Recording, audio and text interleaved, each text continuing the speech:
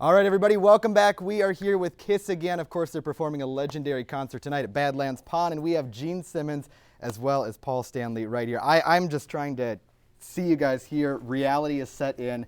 Welcome again to Sioux Falls. Thank you. That's great. Now, if you could, I want to talk a little about the history of Kiss. Take me back, I believe it was 1973, right? 1873. 1873, so I'm 100 years off here. Take me back to New York City, where it all started. We met by accident. Somebody set us up. We were set up. Yeah. It was a date. Right? It was a date, and everybody has dreams, big ideas. And when I was growing up, it was the Beatles. You watch them on TV. Gee, wouldn't that be a great job? Right. The chicks love you, and you get to do your own songs and dress funny and have silly hair and all that. And you can't just kind of fluff it off because it takes an awful lot of work. You have to be at the right place with the right thing and at the right time and all that. And then you can never do it alone. It all depends on everybody else that's, you surround yourself with. So,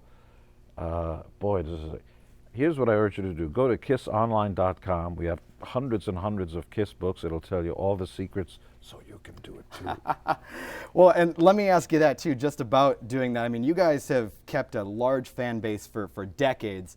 How do you do that? How do you maintain such a large fan base over such a long period of time? How do you maintain it? I think passion. Passion is something that will help you to succeed. It also helps you to deal with failure. And it's not something you can fake. So at this point, Kiss is much more of a tribe than a rock band.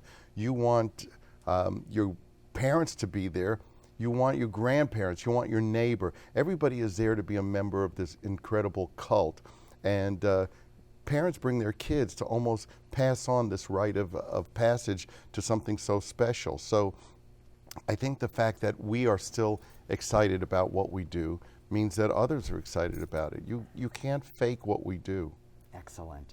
Now, at the end of the day, when you guys have finished up a show, what to you makes a really good show where you walk away and you say, that's one I'm really, really going to remember? It's always about the fans. You know immediately. It is interesting that perhaps people don't realize it. When we think we've done a not-so-great show, the audience can be going out of their mind, and they almost always do, right. Standing on their seats and all that. It's difficult. If you want to come to a Kiss show and you think you're going to be comfortable sitting down, it's not going to work very well because you're going to see somebody's butt in front of you standing on their chairs. If you want a comfortable seat, go to see, I don't know, Air Supply. It used to be a band. And everybody's going, who's Air that? Supply? And on one of those shows. So, but anyway, we've always been committed to really giving it all, and big lights, big show, your favorite songs. But when we don't think we've done well, sometimes it's difficult to gauge if we're not up to snuff and doing the best music because they're still going nuts. Sure. So I forgot what your question was, but I love the sound of my own voice. I think you did a great job answering it. You really did. I did too. How does it feel to be valedictorian? It felt great. It would have felt great if I wasn't maybe 30th in my class. I didn't quite get on top. Let me ask you really quick. Do you know Jean, her mom? I do. I've actually met her. I call her Mama Blakely, though. Yeah, I call her. Well, that's a joke. I'm not going to do that. Could you give my mom a shout out too to Jenny? Oh, I remember her. You remember Jenny too? Hi, Jenny. There you go. Let me ask you really quick too, because you guys obviously, you've been around for so long. Let's say 20, 30, 40, 50 years from now, how do you want people to remember Kiss? We'll be on tour. We'll be on the farewell tour. You guys are going to be on the farewell tour, yeah. I'm sure. Look, I think that it's safe to say that there's Kiss DNA in every show that's out there. What we were and have always been is a wake-up call to people paying good money for tickets to what they shouldn't take less than. We are up there to entertain, give you bang for buck. You expect when you go into a food store and you walk out, if you pay, you don't want an empty sack. Right. And when you go to a concert, by God, you deserve the best. And you wanted the best, you got the best, the hottest band in the world, Kiss.